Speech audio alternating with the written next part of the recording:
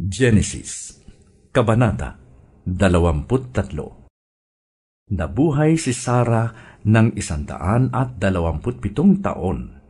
Namatay siya sa lungsod ng Arba, na tinatawag ding Hebron sa lupain ng Kanaan.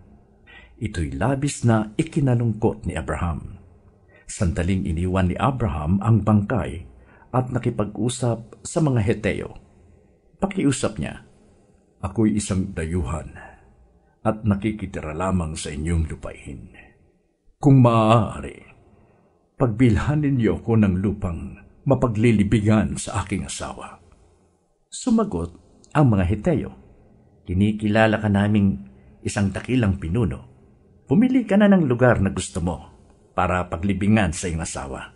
Ikalulugod namin na ibigay sa inyo ang bahagi ng inyong mapipili." Bilang pasasalamat, yumuko si Abraham sa harapan ng mga tao at sinabi niya, "Kung talagang hindi kayo tutol na dito ko ilibing ang aking asawa, tulungan ninyo kong makiusap kay Efron na anak ni Zohar. Nais kong saksihan ninyo ang pagbili ko sa yungib na nasa tabi ng kanyang lupain sa Macpela, upang ito'y gawing libingan. Babayaran ko siya sa hustong halaga." Nagkataong si Efron ay kasama ng nagkakatipong mga Heteo sa may pintuan ng lungsod. Kaya sinabi niya kay Abraham na naririnig ng lahat, "Hindi lamang ang yungib, kundi pati ang lupang kinalalagyan nito ay ibinibigay ko na rin sa inyo upang paglibingan sa inyong asawa.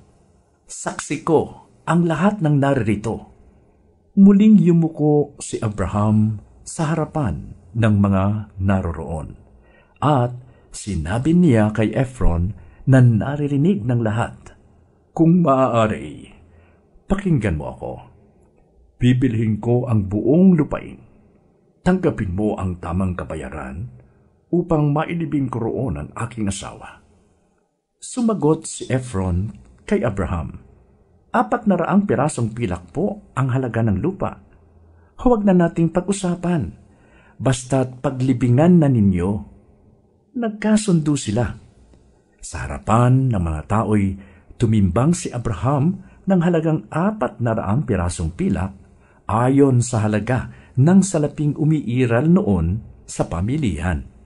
Kaya't ang lupang iyon ni Efron sa Macpela sa silangan ng Mamre, pati na ang yungib at mga punong kahoy sa paligid nito, ay naging pag-aari ni Abraham.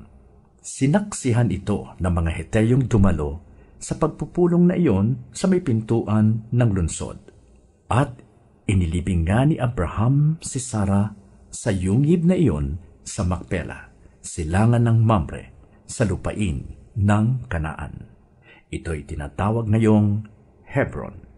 Ang lupa ngang iyon at ang yungib na dating pag-aari ng mga Heteo ay binili ni Abraham upang gawin niyang libingan.